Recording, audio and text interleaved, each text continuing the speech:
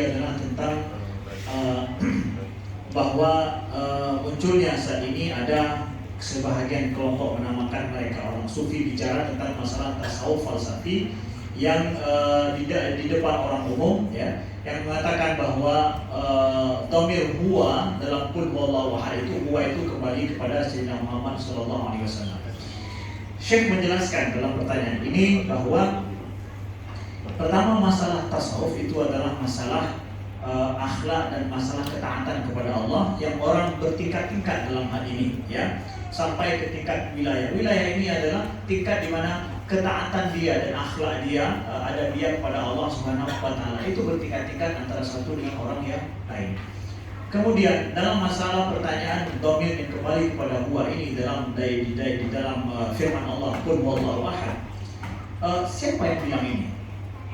Ya, siapa yang bilang ini kata Syekh? Dan bagi saya nggak penting siapa yang bilang, ya, bahwa perkataan ini adalah perkataan yang tidak penting bagi saya, karena sebenarnya Al-Quran itu sendiri sudah menjelaskan, ayat itu sendiri sudah menjelaskan posisi apa makna daripada huwa itu sendiri.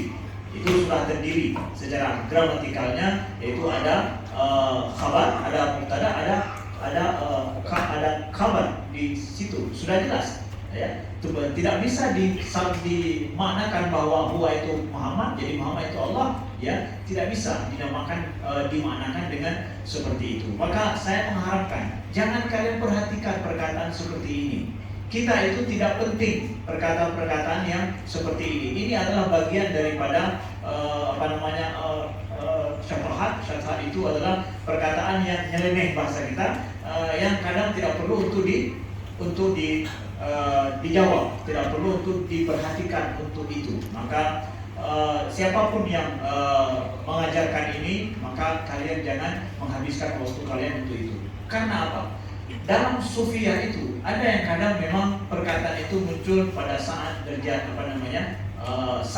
sakat itu derajat diam sukut ya. Kemudian juga perkataan ini tidak masuk dalam kita sampaikan untuk diyakini gitu, ya. Tetapi permasalahan perkataan yang seperti ini hal-hal yang tidak masuk akal.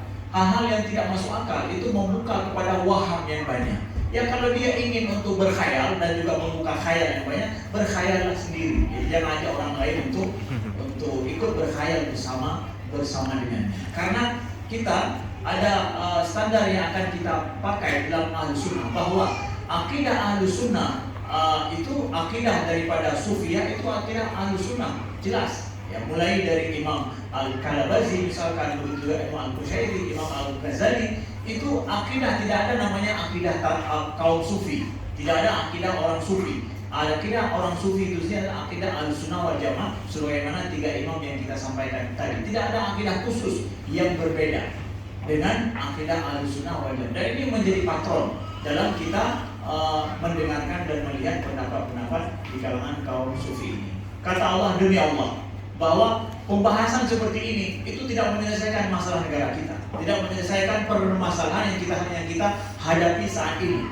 Jadi arjukum, aku mengharap kepada kalian jangan berikan perhatian pada ajaran-ajaran yang seperti ini dan perkataan yang seperti ini. Allah.